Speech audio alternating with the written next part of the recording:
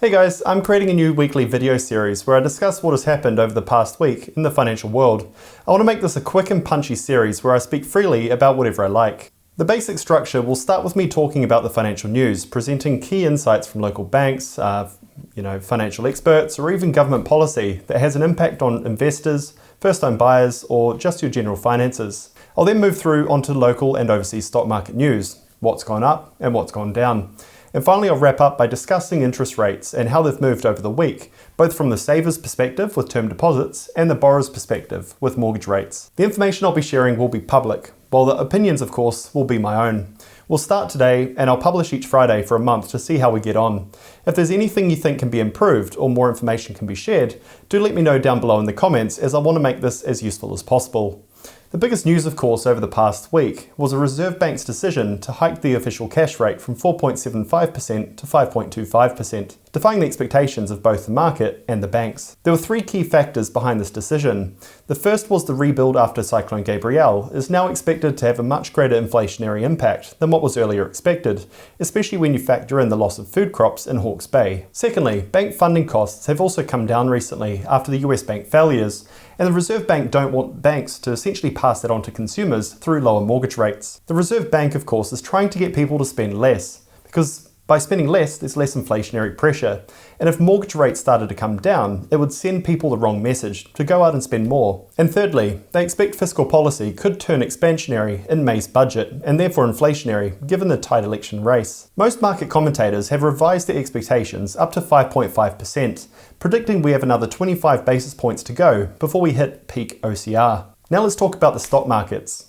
Here in New Zealand, since Wednesday morning before the OCR update, we've had 50 stocks go up and 82 go down. Over the same time period, the NZX 50 index has fallen slightly by 0.13%. The top 5 stocks over the past couple of days includes carpet seller Bremworth, up 8.5%, cannabis grower Canisouth, Wellington Drive, now known as AO Frio, New Zealand Wind Farms, and payroll manager PaySource. The top 5 declining stocks include productivity software firm Geo, Serco, My Food Bag, which continues to fall, Task, also known as Plexure, and Heartland Bank. These companies tend to be smaller as higher interest rates make it harder to raise capital and more expensive to raise debt to fuel their growth. Over the ditch since Wednesday morning, they've had 122 ASX 200 stocks go up and 54 go down. The ASX 200 has increased nearly 0.57% as a result. The top 5 risers include FPOS provider Tyro, Avita Medical, Silver Lake Mining, Evolution Mining, and Ramelius Resources, all up over 7%. Falling stocks include NetWealth, Appen, Redbubble, Pilbara Minerals, and Magellan Financial. Over in the US, they've had a good week, with S&P 500 increasing 0.62%. Looking at FinViz, most sectors have done well over the past week. These include the oil and gas, tech, drug manufacturers and healthcare providers, utilities, and insurance sectors.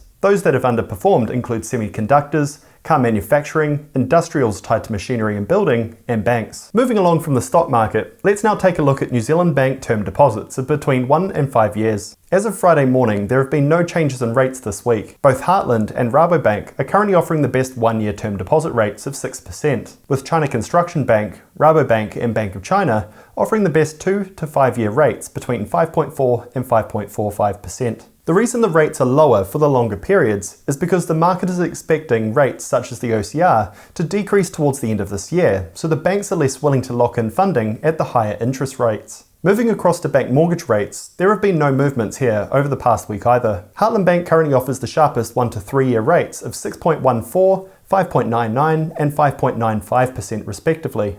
ICBC offers the best 4 and 5 year rates of 6.39 and 6.35%. If you're a first-home buyer, SBS have a sharp 5.59% offer for 1 year fixed terms. So that rounds out my first weekly update. I'm looking forward to building this out over the coming weeks, so please let me know down below in the comments if there's anything else I can share that would make this more useful. If you haven't already, please make sure to subscribe down below to see all my future weekly updates and other videos on personal finance and investing.